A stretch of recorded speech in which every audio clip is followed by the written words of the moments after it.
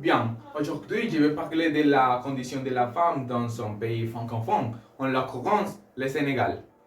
Pourquoi le Sénégal? Bien, parce que ce pays est célèbre pour beaucoup de choses dans la condition déplorable de la femme sur ce territoire.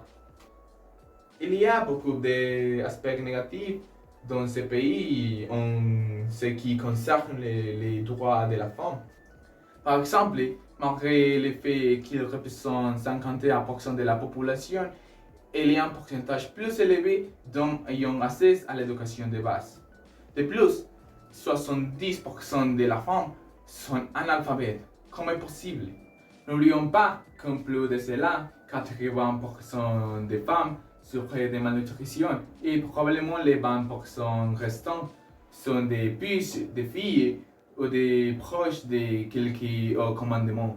En parlant un peu de travail, ils n'ont pratiquement aucune opportunité et si ils trouvent un emploi, c'est comme femme au foyer, femme de chambre, cuisinière et autres employés similaires. De plus, ces femmes ne peuvent même pas savoir des comptes bancaires. En avoir un reviendrait à être une mauvaise femme. Cela n'a pas de sens.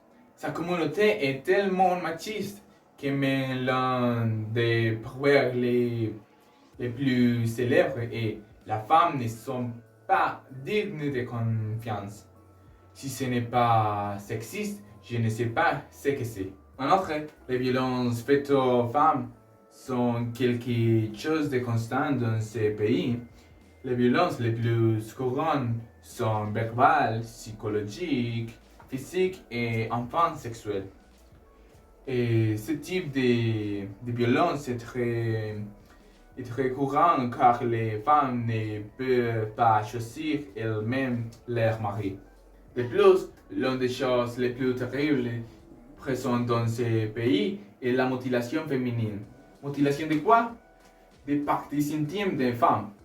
Cela est principalement dû à la présence de la religion extrémiste dans le pays. Dans notre contexte, c'est-à-dire qu'en Colombie, les choses ne semblaient pas si mal.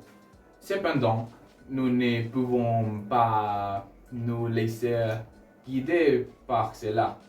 Quand notre pays est terrible, ne signifie pas que le nôtre est merveilleux. Comme au Sénégal, en Colombie, la population féminine est plus élevée, avec également 51% du total. Même ainsi, le taux de chômage est plus élevé pour représentant près de 14% contre 8% pour les hommes. En plus de cela, on estime que les femmes reçoivent 12% de salaire en mois qu'un homme avec le même travail. D'autre part, nous savons également que le travail domestique et non rémunéré est composé à 77% par des femmes. Si selon les différents stéréotypes de la société, et selon lesquels l'homme est celui qui travaille et la femme est en charge de la maison.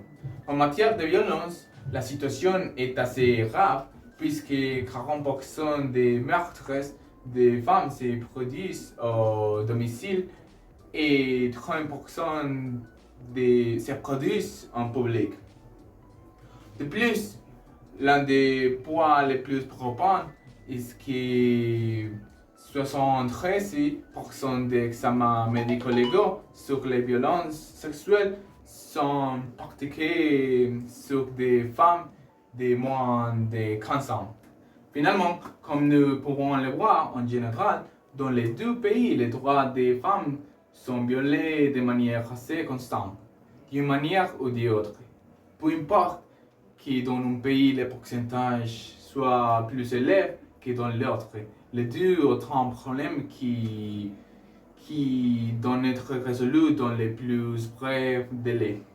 Il est inacceptable que les droits des femmes soient ainsi bafoués et que personne ne fait rien.